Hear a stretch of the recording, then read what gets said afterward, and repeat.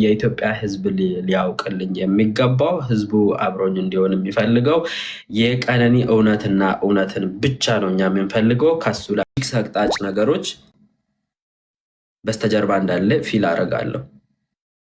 እሱ በተናገራቸው የማንን ቋንቋን የምትወድ ባህሏን የምትወድ ለኦሮሞ ባህል የመጀመሪያ ልትጠራ የምትችል ቆንጅዬ ሞዴል ኢንጂነር እንዴት ነው ይለያያል? ማለቴ የሴት የእሷ ህይወትና የእሱ ህይወት ወይም ደግሞ የእሱ ኦሮሞነትና የእሷ ኦሮሞነት ምንድን ነው ልዩነቱ እንዴ? እሷ እኮ ናት መጀመሪያ ግንባር ቀደም። እሷ እኮ ናት ኦሮሞነቷን ያበራችሁ። ትዊተር ላይ ብትሄድ ኦሮሞነቷን ነው የምታንጸባርቀው። ፌስቡክ ላይ፣ ቲክታክ ላይ። ምንድን ነው ልዩነቱ? ለምንድን ነው የእሷ ህይወት እንደዚህ የሆነው? ለምንድን ነው? በፈለገ ነገር እናሲዝ፣ በፈለገ ነገር ሰው እሷ ከፈለገች ቦዘኔ ትሁን ኦሮሞም አትሁን፣ ከፈለገች ሰፈር ትምጣ፣ ነፍስ ነፍስ ነው። የዶክተር የምን የደሃ የሀብታም ነፍስ ነፍስ ነው። እኔ በማንኛውም ሰዓት እንግዲህ አስምሬ ብነግርሽ አይደለም ወንድሜ፣ ይሄ ሰው የወለደኝ አባቴ ቢሆን አሳልፌ እሰጠዋለሁ። የምስኪን ደም እጁ ላይ ካለ አልደብቅለትም። እኔ ለሱ ስደብቅ ጥሩ ነገር አይደለም እያረኩለት ያለሁት። አይደለም አድናቂው ሆኜ አባቴ ቢሆን ነፍስ እጁ ላይ ከጠፋ አሳልፌ እሰጠዋለሁ። እሱም ከጸጸት ይድናል። ከህሊና እስር ግን አያመልጥም። እሱም አሁንም ቢሆን የሚነግርሽ ነገር። ስለዚህ እኔ ነፍስ ማወዳደር ውስጥ መግባት ራሱ ከሰውኛ መውጣት መውደቅ ነው ብዬ ነው የማስበው። ነፍስ ነፍስ ነው። ነፍስ ምንም ይሄ የገሌ ይበልጣል የገሌ በታች የበላይ የሚባል ነገር የለም። ይሄ የኔ አይምሮ የሚነግረኝ ስህተትም ሊሆን ትክክልም ሊሆን እኔ በእንደዛ ነው የማስበው። የሶፊ የዶክተር ቤዛ የኔ የአንድ ዛሬ ሳልበላ 3 ቀን ሆነኝ ሊሞት ነው የሚለው የደሃውም እኩል ነው። ነፍስ መከበር አለበት። ነፍስ ያጠፋ ሰው ደግሞ መጠየቅ አለበት። ኢቭን ነፍስ በመጥፋቱ ምክንያት የሆነው ሰው እንኳን መጠየቅ መቻል አለበት። እኔ እዚህ ቤት ውስጥ ከሰው ጋር ቢኖር እዚህ ቤት ውስጥ ለተጎዳ ሰው እኔ ተጠያቂ ነኝ፣ የመጀመሪያ ተጠያቂ ነኝ። እህትዮ መጠየቅ መቻል አለባት። እዛ ቤት ውስጥ የነበረችው እዛ ቤት ውስጥ የዛን ቀን የነበሩ ሰዎች በሙሉ ለጥያቄ መቅረብ መቻል አለባቸው። ከዛ በኋላ ግን የመጨረሻውን ጥፋት ማን ይወስዳል የሚለው ሊረዳት ያልቻለው ቢያንስ እሱ ባለው ነው የሄድኩ ያለሁት እንጂ የኔ ነው ኦፒኒየን ስጥ ካላችሁኝ እኔ ግልጽ የምታየኝ እሱና እሱ ነው። ቢኮዝ በዚህ ጋር ይህ እንዲህ እኮ ማድረግ ነበረበት። እብድ እንኳን ሊያደርግ የማይችለውን ነገር ነበረ። ተነስታ ከመውጣቷ ነው የሚጀምረው። አንድ ሰው እኔ አብሬ አልጋ ላይ የተኛው አይደለም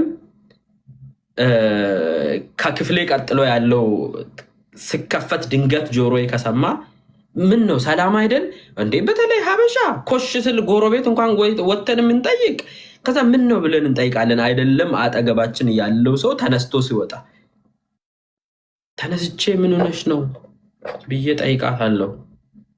አጨክንም። ተመልሳ ታወራዋለች፣ እሺ ትለዋለች። ሴት ነች፣ ወዳው አፍቅራው ነው አብራ እየኖረች ያለችው። እሱ ዝቅ ብሎ ተናንሶ ይቅርታ ቢጠይቃት ደስ ብሏት ሄዳ ትተኛለች። ምንም ሌላ ነገር ውስጥ አገባ። ሂጂያ ምን አገባኝ ብሎ ስተኛ ሄዳ ጠጣችሁ ላርጎ ሄዶ ደገመላት። ምንድነው ጭራሽ ያለው ሄዶ አንቺ እንዲሁሌ እንዲህ ታደርጊዋለሽ፣ እንደውም ቤተሰቦች ጋር ደውዬ ጠዋት ጠርቼ እፈታሻለሁ።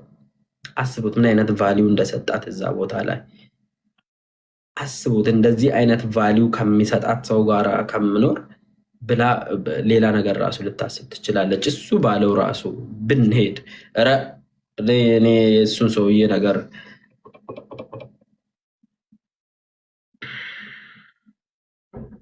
ያቃጥላል፣ ያንገበግባል። ለማንኛውም የኬና አዱኛ ላይ የኦሮምኛ ትርጉሙ የኦሮምኛውን ትርጉም ወይም ደግሞ የቀነኒን አባት የኦሮምኛ ኢንተርቪውን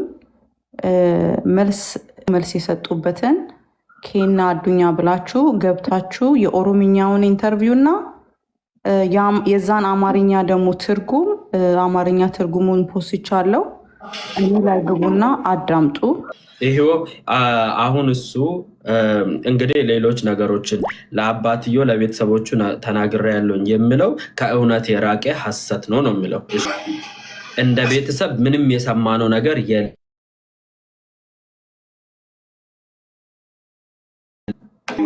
ከሞተች በኋላ ነው ሙሉ ነገሮችን የሰማነው። አንዳች ነገር ከመሞቷ በፊት አልሰማንም።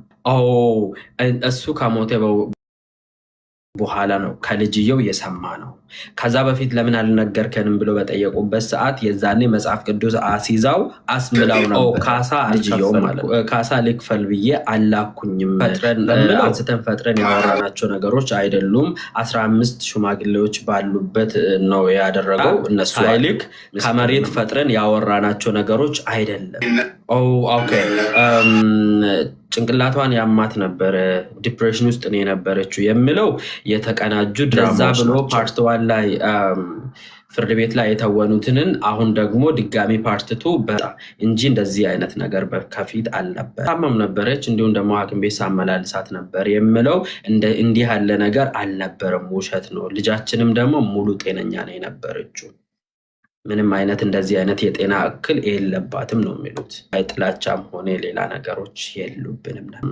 ህግ በጥልቀት ገብቶ አይቶ እንዲፈርድልን ነው የሚሉት። እንግዲህ በስተመጨረሻ አደራን ለኢትዮጵያ ህዝብ አሳልፈው የሰጡት ማለት ነው። ይሄን ይመስላል የእሳቸው ትርጉም። የአባገዳው ላይ እኔ ሊሄድበት ሁላችሁም እንግዲህ የቀኖዬ አባት ኦኬ፣ የቡርቃ ዝምታ መግባት ከፈለገ አስገባው።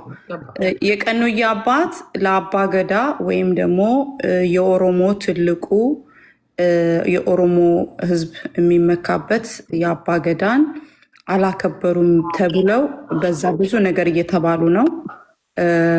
አባገዳ አላኩኝም ወይም ደግሞ አባገዳ ለካሳ አላኩም እኔ ብሎ ካሳ አይደለም የላካቸው 15 የአባገዳ ሽማግሌዎች ይሄንኑ ማስረጃ አለ ማለት ነው። በተረፈ የቡርቃ ዝምታ በደንብ ሁሉንም ነገር ያብራራል። እውነት ያሸንፋል። ቀነኒ ትንሽዬ ለ25 ዓመት ብቻ እዚች ምድር ላይ እንድትኖር የተፈቀደላት በጣም የምታምር ተስፋ የነበራት ዲፕሬሽን አይደለም የተገደለች ቀን ማታ ስለ ቀጣይ ቢዝነስ ከወንድሟ ጋር ስታወራ የነበረች ልጅ እንጂ እሱ እንደሚለው ዲፕሬሽንም ሆነ ምንም አይነት የጤና እክል እንደሌለባት የሞተች ቀን ግን ከቤተሰብ አባል ጋር ስለ ቢዝነስ ስታወራት የነበረች ልጅ ለድራማቸው እንዲመቻቸውና ቤተሰብን እስፔሻሊ አባቷንና ወንድሟን ጥፋተኛ ለማድረግ ብዙ ስትሄዱበት ነበረ። ቅድምም እንዳወራሁት የቀነኒ ቤተሰቦች በጣም ስማርትና በእውቀት እንደገናም ደግሞ በማስረጃ የሚያምኑ ስለሆኑ ፉል ማስረጃ በእጃቸው አለ። ሌላው ቀኖዬ የሞተች ጊዜ ካስታወሳችሁ አስከሬኗ በደንብ እንኳን ምርመራ ሳይደረግ በቂ የአስከሬን ምርመራ አሻራ ሳይደረግ ቀኖዬ ቤተሰቧ ከሀረር ከምንጭታ ሰጠን ጉማ ካሳ የለም። እኛ እውነታችንን ጠይቁልን ያላቸው እነሱ ደግሞ እውነታችሁን አይተን እንመለሳለን ብለውን ከዛ በኋላ የእኛን እውነት የጠየቅናቸውን ምንም ሳይመልሱልን ለመሐላ ተዘጋጁ አሉን፣ ማሉ አሉን። እኛ የጠየቅናቸው በፎቶ ላይ ስለነበሩት ነገሮች፣ ቤት ውስጥ ሲተኩስባት ስለነበረው ነገር፣ ስለ ድብደባው ነገሮች ሁሉ አንስተን ስንጠይቃቸው ይሄንን አናቀም ብለውን ነበር የሄዱት። ግን ያንን ምንም መልስ ሳይሰጡን አሁን ደግሞ ለመማል ኑ፣ እኔ እንደዚህ እሷ ራሷን የማግደል ሙከራ ስታደርግ ነግሬያቸው ስለነበረ ያውቁ ስለነበረ አልነገረንም ብለው ይማሉልኝ የሚል ነገር ነው እሱ ያነሳውና ትምላላችሁ አሏቸው። እኛ እውነቱን ነው እንጂ የትኛውንም ጉማ የምንቀበለው የለም።